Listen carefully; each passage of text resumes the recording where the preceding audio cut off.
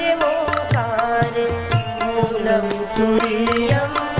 विराज्ञानगोतीर्तिमीशं गिरीशं करालं महाकालं कृपालं गुणागार संसारे पारं नतोऽहं तुषाराद्रिशङ्कार्षि गौरं गभीरं मनोभूतकोटिप्रवाश्वी शरीरं स्फुरन्मौलिकल्लोलिनीचारुगङ्गा लसत्पालबालेन्दु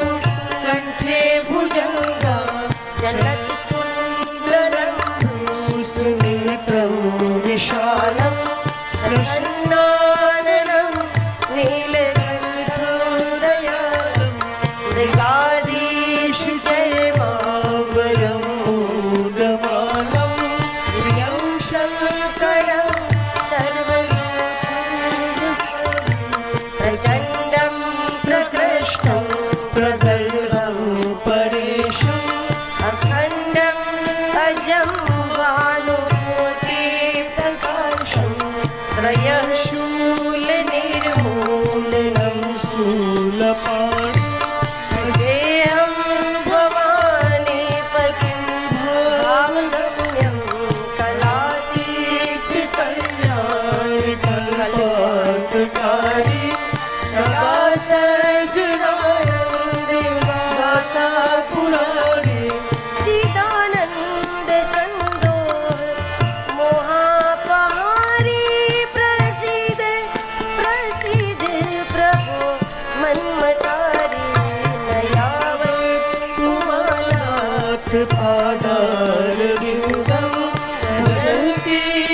लोके परिवारगणाः तावत् सुखं शान्ति सन्तापनाशम्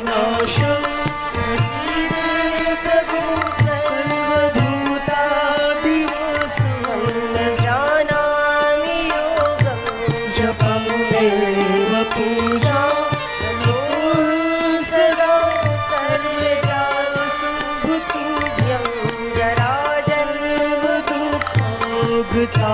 जराजन्मदुःखोगतातप्यमानं प्रभो पाहि आपं नमामि शम्भो प्रभो पाहि आपं नमामि शम्भो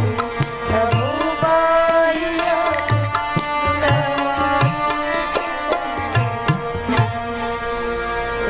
रुद्राष्टकमिदं प्रोक्तं विप्रेण हरितो ये पठन्ति नरा भक्त्या तेषां